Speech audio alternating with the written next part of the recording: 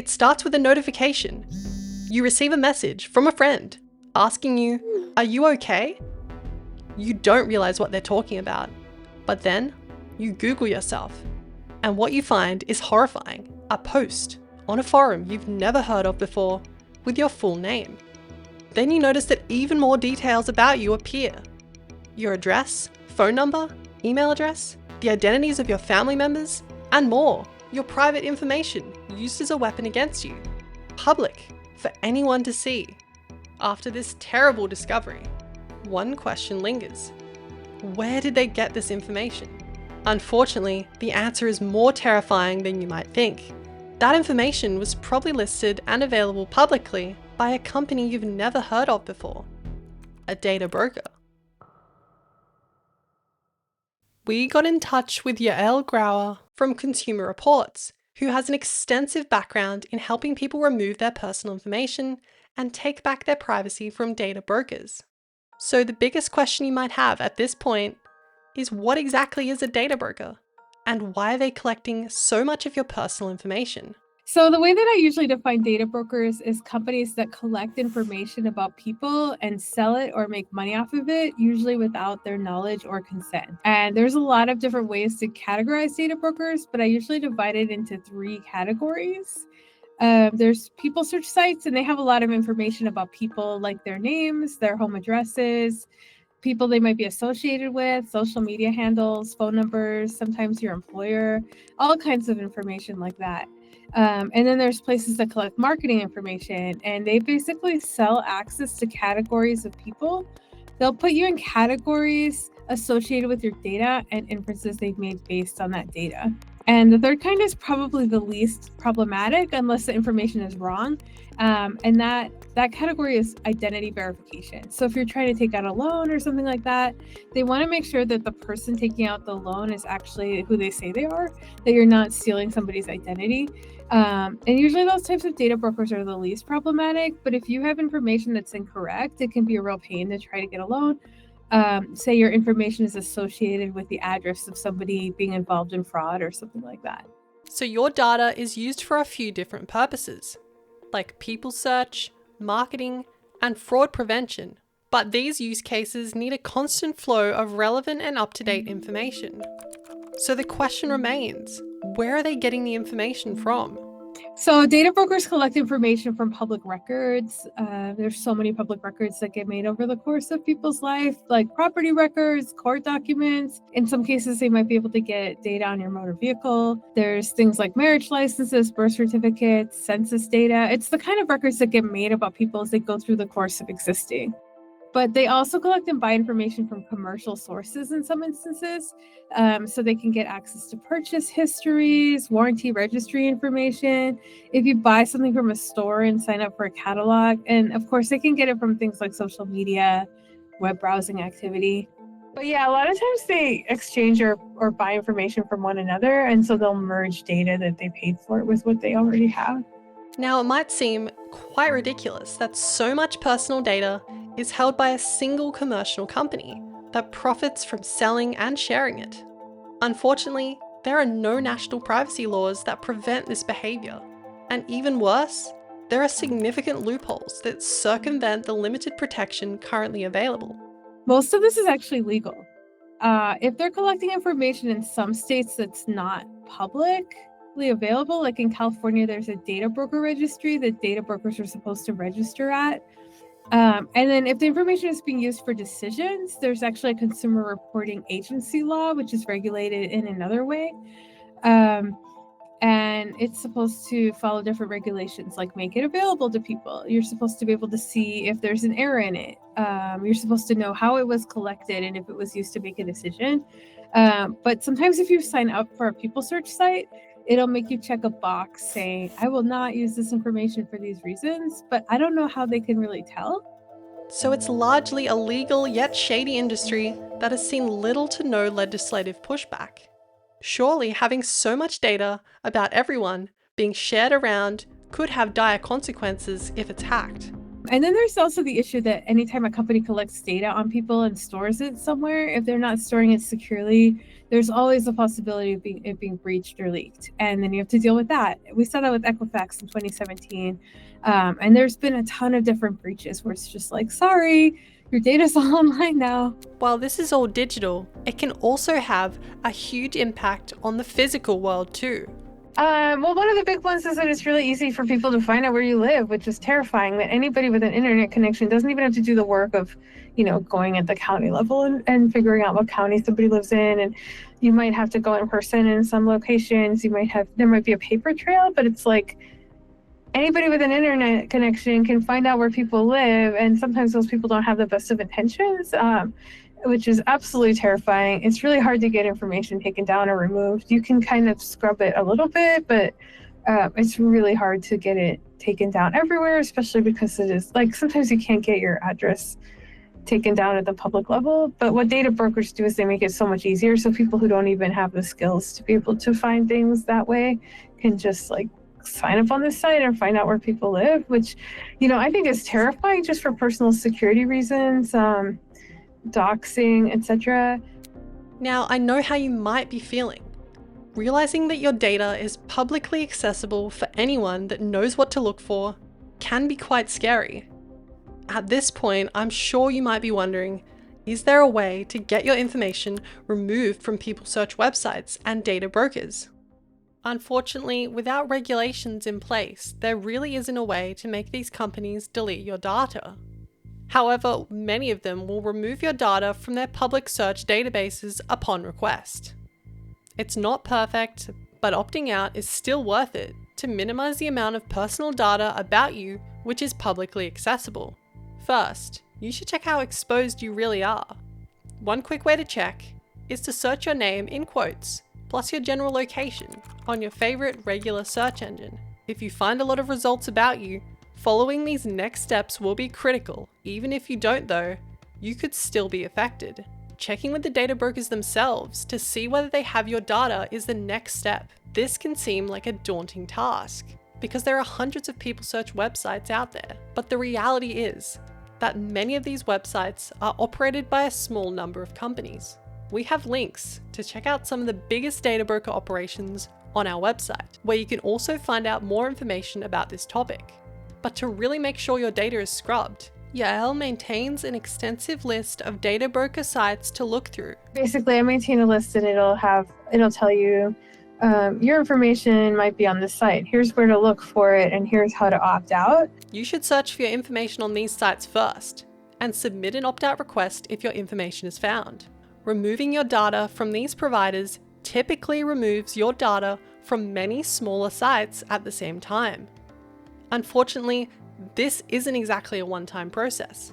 And the other thing that's really annoying is that even if you go through this time-consuming process once, it tends to crop back up again. And so you have to keep doing it.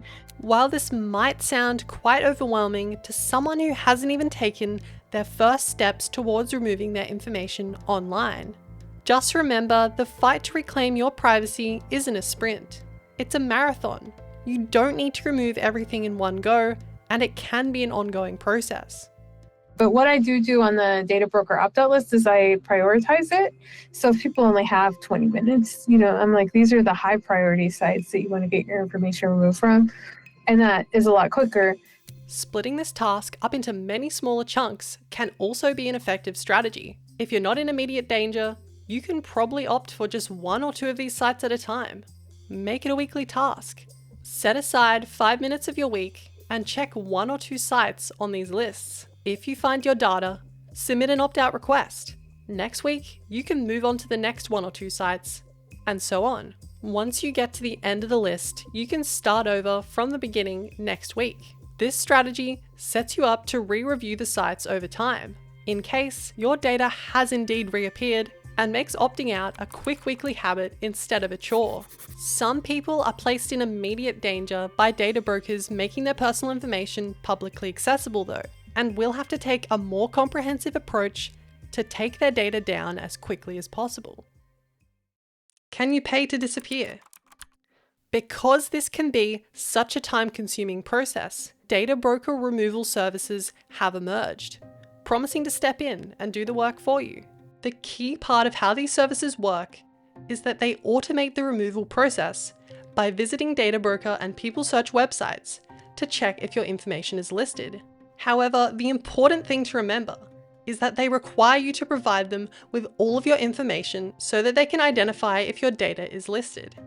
To get to the bottom of which services are worth your money, I sat down with Jonah Aragon, the project director here at Privacy Guides, who wrote and helped research the recommendations on our website.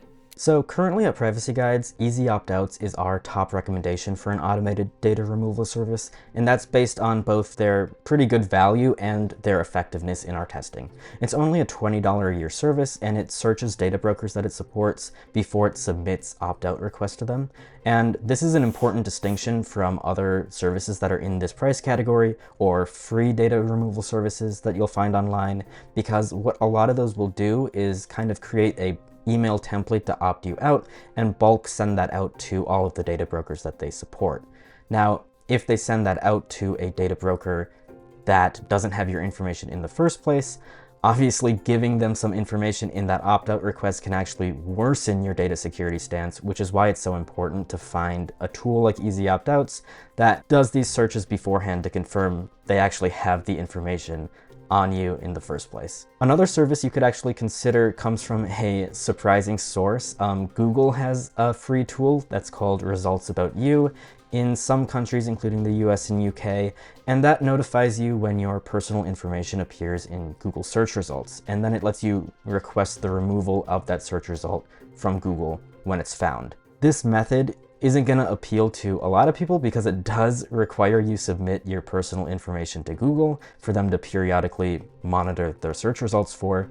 Google says that they don't use the information that you provide to the Results About You tool to personalize your experiences across other Google products, but of course, a lot of people I think are going to still find this relationship unacceptable because Google is a notorious data collector themselves.